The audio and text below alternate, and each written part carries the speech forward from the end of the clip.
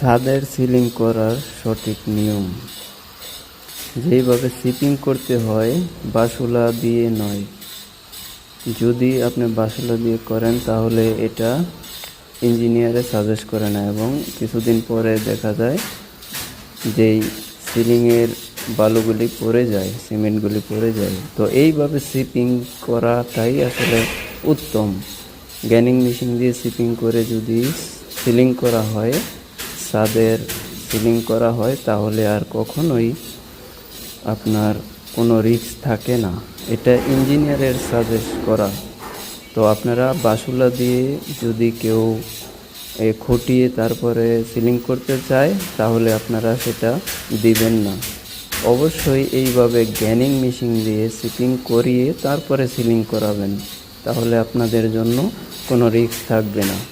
আর এটাই হচ্ছে উত্তম পন্থা হচ্ছে সিপিং করার গ্যানিং মেশিন দিয়ে। তো যদি ভালো লেগে থাকে ভিডিওটা লাইক করে দিয়ে শেয়ার করে দিবেন, যাতে অন্য মানুষরাও সতর্ক হয়ে যায়।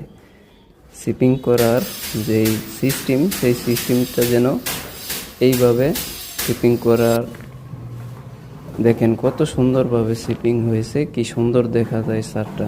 এখন যদি আপনি এটাতে সিলিং করেন তাহলে আর কোনো রিস্ক থাকবে না। ভালো থাকবেন, সুস্থ থাকবেন, আল্লাহ হাফেজ।